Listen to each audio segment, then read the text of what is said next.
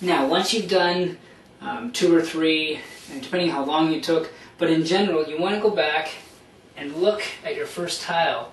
Make sure it is still lined up to the lines. It's not pushed too far that way or come too far this way.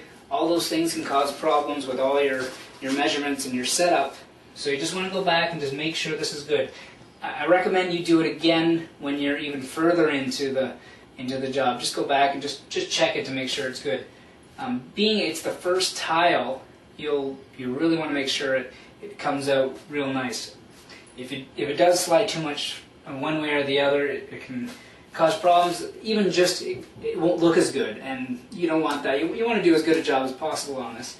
Now, if you notice down here, when I picked up the tile, it got some mortar on it here, because when you pick it up, it digs into the side here. All you need to do is just kind of brush it off with your hand.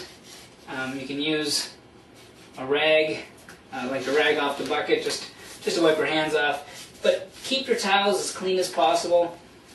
The cleaner you keep them, the less work you'll have to do later on. It's far easier to clean it when it's wet than when it's dry. One of the things I talked about before is tiling yourself into a corner, how you don't want to do that. So let's say you're tiling along, things are going well, you think, and all of a sudden you realize, you know what, I can't get out of here. I've tiled myself into a corner. I can't get out without stepping on a tile. You kind of have 2 options. The first one isn't a great one. That's sleep overnight. So in this case, if the tub's comfortable, you'll be there for a while. Most likely, though, you'll have to get out. So what you want to do is step on as few tiles as possible.